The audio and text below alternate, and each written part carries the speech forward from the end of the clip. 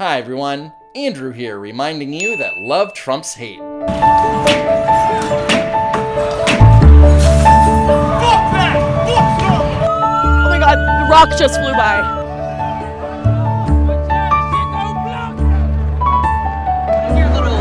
It's Pepe's become kind of a symbol.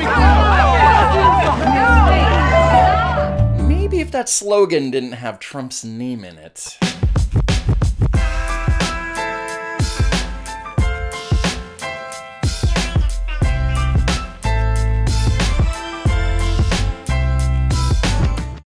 MTV News is at it again with their bullshit. Did you know that when you're president, you can invent your own holidays? You can! One of President Trump's first official acts was to declare the date of his inauguration the National Day of Patriotic Devotion.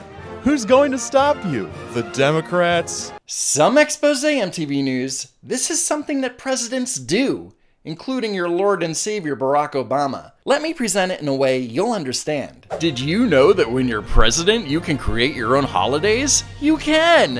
One of President Obama's first official acts was to declare the date of his inauguration a National Day of Renewal and Reconciliation. Who's gonna stop you? The Republicans? MTV News, you just got roasted.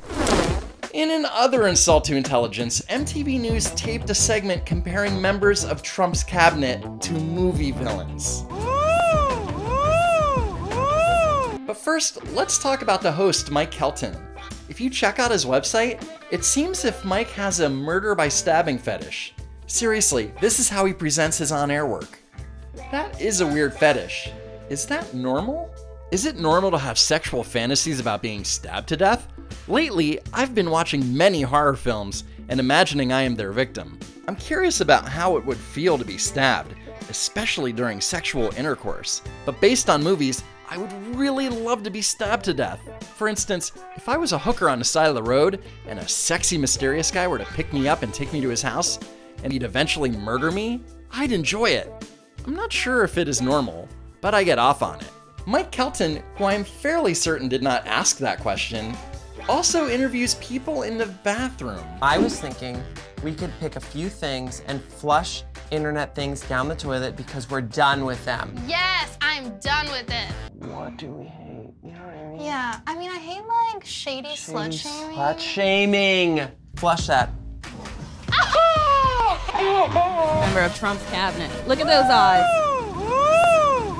That's Lord Voldemort! He's in a movie. I've seen him in something. Or was it a Donald Trump Facebook Live? Oh, now I don't know. Now you're stumping me. He is from Blade. He was Dragon Natty. Cabinet? Very good. That's Jeff Sessions, but he also doesn't believe in global warming. Which means fuck all when you're the Attorney General. But he actually didn't say that he doesn't believe in climate change. He questioned that the climate change data may have been inflated and that it's ultimately hurting taxpayers' wallets. I said the data shows that it's not warming to the degree that a lot of people predicted. Not close to that much. Right. And you're asking us to have unprecedentedly high electricity prices in order to avoid a danger that's not as real as it appears, it seems to me. So we'll have a hearing. If I'm wrong, I'll acknowledge it. If I'm wrong, I'll acknowledge it. How unreasonable. A member of Trump's cabinet working in Washington. You can tell by the wrinkles. This is James Mattis. He's the defense secretary. But I just want to give you one of the quotes from, like, not a movie, just what he said in real life. He said, "It's fun to shoot some people. It's a hell of a hoot." Here's the full quote. You go into Afghanistan, you got guys who slap women around for 5 years because they didn't wear a veil. You know, guys like that ain't got no manhood left anyway. So it's a hell of a lot of fun to shoot them. Actually, it's quite fun to fight them, you know? It's a hell of a hoot. It's fun to shoot some people. I'll be right up there with you. I like brawling. Here's some other quotes from Secretary of Defense James Mattis's past. Hang on to your fucking hats, cause it's about to get controversial. Engage your brain before you engage your weapon. The most important 6 inches on the battlefield is between your ears. And he also said he's against the use of torture. What a monster! He also said, there are some assholes in the world that just need to be shot. I agree. Let's shoot MTV News and put it out of its misery. Congratulations, you win nothing but a hug. Oh. This is literally a man who doesn't wash his hands after taking a shit. Hi, I'm Mike Kelton, and this is Unproductive.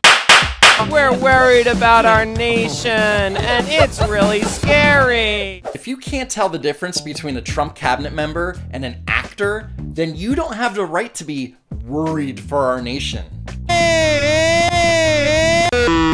Anyway, MTV's attitude towards Republicans is nothing new. Check out Laci Green's Garbage Show, which is ironically called Brawless. Just receive a lot of email in general about boobs. I finally got around to watching the September GOP debate, and I've never regretted a decision more in my entire life. This is coming from a woman that made a video titled, "I have HPV."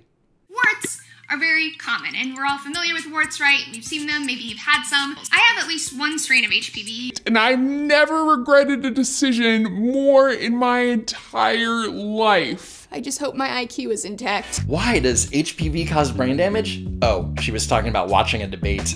Consider that Republican men also seem to believe that they're experts on rape. Amidst the literally thousands of anti-abortion bills that they've introduced, the party has rarely, if ever, produced an anti-rape bill. And that's probably because they're too busy telling Americans things like, rape is kind of like the weather. If it's inevitable, just sit back and enjoy it. That's incredibly misleading. Clayton Williams, the man who said it, is a Republican, but he never held office.